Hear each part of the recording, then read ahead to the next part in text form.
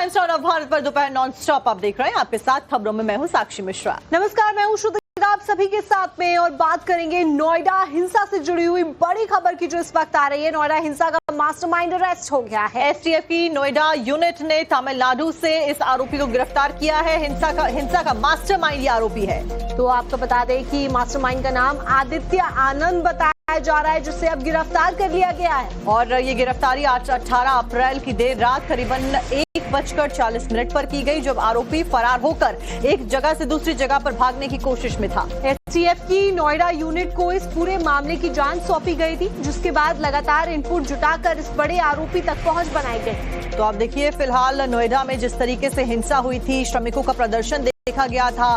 श्रमिकों के प्रदर्शन में बाहरी तत्वों के होने की भी बात कही जा रही थी, और फिलहाल एक आरोपी को तमिलनाडु से गिरफ्तार किया गया है पुलिस की टीम के द्वारा। तो आपको बता दें कि ये जो मास्टरमाइंड है आदित्य, ये इंजीनियर बताया जा रहा है, और ऐसे में बड़ा खुलासा है कि ये तमिलनाडु में छुपा हुआ था।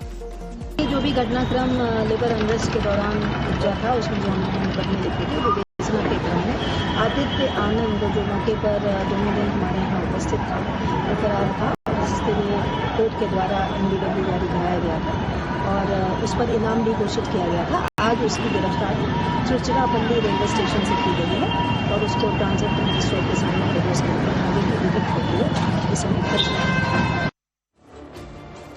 और अब आपको बताते हैं कि एसटीएफ जिसे नोएडा में हुई हिंसा का मास्टरमाइंड कह रही है, वो आखिर कौन, और आरोपों के मुताबिक उसने कैसे इस पूरी साजिश को अंजाम दिया, ये भी आपको जानकारी देते हैं। तो आपको बता दें कि 13 अप्रैल को नोएडा में कई जगह पर हिंसा हुई थी। आदित्य आनंद पर हिंसा भड़काने के आरोप इस दौरान लगते हैं। कई जगहों पर भड़काऊ भाषण देने के भी आरोप लगे। तो हिंसा के बाद से फरार चल रहा था आदित्य। एसटीएफ लगातार आदित्य की तलाश कर रही थी। इसी के साथ में आदित्य की तलाश को तेजी के साथ में आगे बढ़ाया जा रहा था। बार बार अपनी लोकेशन भी आदित्य के द्वारा बदली जा रही थी। तो वहीं सबसे पहले आदित्य तमिलनाडु के चेन्नई में पहुंचा था। वहीं तिरुचिरापल्ली जाने की कोशिश इसके द्वारा की जा रही थी। एसटीएफ ने आदित्य को रेलवे स्टेशन पर ही जाने से पहले दबोच लिया। तो आदित्य आनंद बिहार के हाजीपुर का रहने वाला बताया जा रहा है। वहीं आदित्य ने NIT जमशेदपुर से BTech की पढ़ाई की है। अब आप सोचिए, बिहार के एक निवासी ने यूपी के श्रमिकों के आंदोलन में बढ़ चढ़कर कितनी सारी चीजों को अंजाम दिया होगा। अभी MNC में इंजीनियर का काम कर रहा था आदित्य, ये जानकारी मिली है। तो वहीं 2022 में गुरुग्राम शिफ्ट हो गया था, बाद में नोएडा रहने लगा था। शुरुआत में वो मजदूरों से जुड़ी खबरों पर रिपोर्टिंग भी करता था। वहीं धीरे धीरे संगठनों की गतिविधियों में वो एक्टिव हो गया, और अपने नेटवर्क के जरिए साजिश को रचने के आरोप भी आदित्य के ऊपर लगे हुए हैं। तो ऐसे में कई जानकारियां जो आदित्य से जुड़ी हुई मिल रही है, वो चौंका देने वाली है कि कैसे इंजीनियर ने इतने बड़ी हिंसा को अंजाम दे दिया। अब देखिए, इसी खबर के ऊपर हमारे साथ में अनुज मिश्रा हमारे सहयोगी जुड़ गए। अनुज, फिलहाल आदित्य की गिरफ्तारी के बाद में क्या और भी अन्य लोगों की गिरफ्तारी इस कड़ी में हो सकती है, और आदित्य का रोल एग्जैक्टली इस पूरे हिंसा में क्या कुछ रहा? जी देखिए, जहां तक आदित्य आनंद की बात की जाए तो पढ़ा लिखा ये नौजवान है और बाकायदा ये BTech किया हुआ है, एक अच्छी कंपनी में काम भी कर रहा था। आदित्य जो है बिगुल मजदूर दस्ता नाम के एक संगठन से जुड़ा हुआ था, और जब रूपेश राय की इस पूरे मामले में गिरफ्तारी हुई, उसके बाद से ही लगातार वो फरार चल रहा था, जिसके बाद पुलिस उसको पकड़ने के लिए दबिश दे रही थी। NBW इसके खिलाफ इशू करवाया गया, और उसके बाद नोएडा यूनिट की STF ने इस पूरे मामले की जब जांच शुरू की और उसके बाद इसकी तलाश शुरू की गई, तो इसका लोकेशन जो है वो तमिलनाडु आया, जिसके बाद STF ने उसे नोएडा से गिरफ्तार किया है।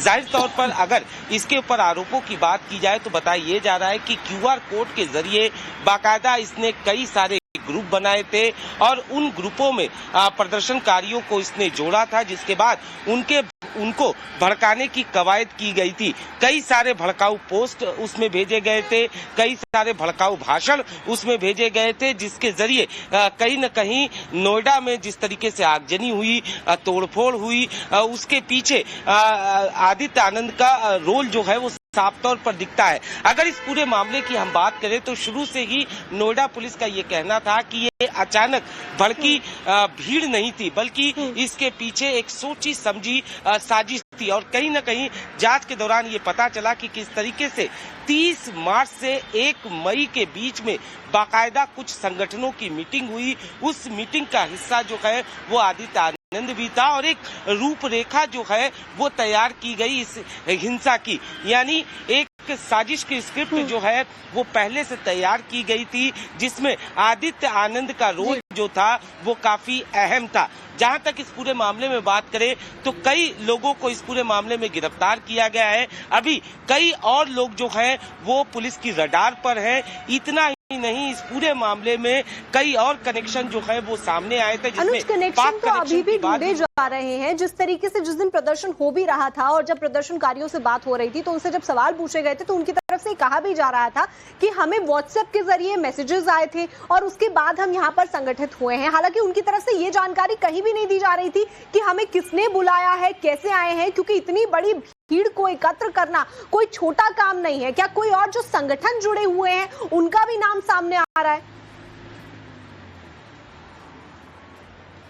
जी बिल्कुल, कई संगठन है, करीब 5 से 6 संगठन ऐसे हैं जो कि कहीं न कहीं रडार पर हैं और इन संगठनों से जुड़े हुए लोग जो हैं वो पुलिस की रडार पर हैं। हालांकि कुछ लोगों को इस पूरे मामले में इन संगठनों से जुड़े लोगों को गिरफ्तार किया गया है। इतना ही नहीं, जांच के दौरान ये भी पता चला है कि किस तरीके से सबसे पहले मानेसर में हिंसा भड़काई गई, उसके बाद नोएडा में हिंसा की साजिश की स्क्रिप्ट तैयार की गई थी। जहां तक संगठनों की बात करें तो मजदूर से जुड़े हुए कई ऐसे संगठन थे जिसका हिस्सा आदित्य आनंद था, रुपेश राय थे और इसके अलावा इनके बाकी साथी जो थे वो इन संगठनों का हिस्सा थे। और इन लोगों पर आरोप यही है कि इन लोगों ने जानबूझकर लोगों को इस तरीके से भड़काया ताकि हिंसा हो और कहीं न कहीं नोएडा में साफ तौर पर इस तरीके से हिंसा जो है वो देखने को मिली। इसके अलावा सोशल मीडिया प्लेटफॉर्म पर भी कई सारे भड़काऊ पोस्ट जो हैं